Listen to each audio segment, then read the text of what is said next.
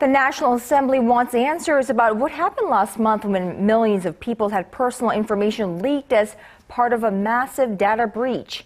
On Tuesday, lawmaker asked two people believed to be responsible some tough questions. Myung-kil reports. It was the biggest data breach in Korean history, with millions of people affected.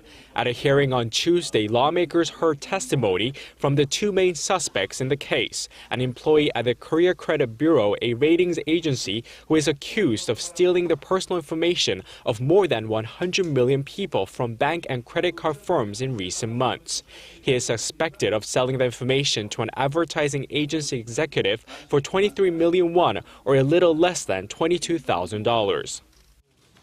It was purely spontaneous, and I did it for personal reasons. I didn't give the data to a broker.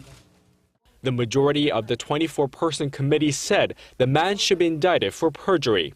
Both men, if convicted, could face up to 10 years in prison or a fine of up to $500,000. Lawmakers also presented evidence from their own investigations. One lawmaker presented evidence that a foreign broker had traded Korean client information with a Korean broker. Another lawmaker on the committee said he had never used a KB Kookmin credit card, but that his personal information has still been stolen. He had traced the leak to a single transaction made 20 years ago at a KB Kookmin bank. He said there should be laws imposing harsher punishments on firms that do not control the way client data is shared among institutions and their affiliates. Finance Minister Hyun Oh-seok said the government is doing all it can to prevent additional leaks in the future.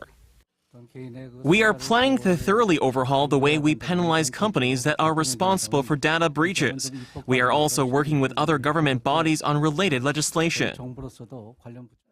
The government is also planning to impose hefty fines of up to 1% of a company's total sales if they are subject to future data breaches.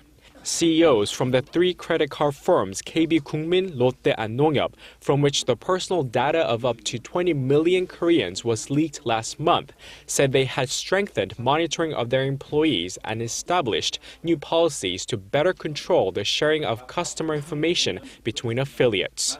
Myung-kil, Arirang News.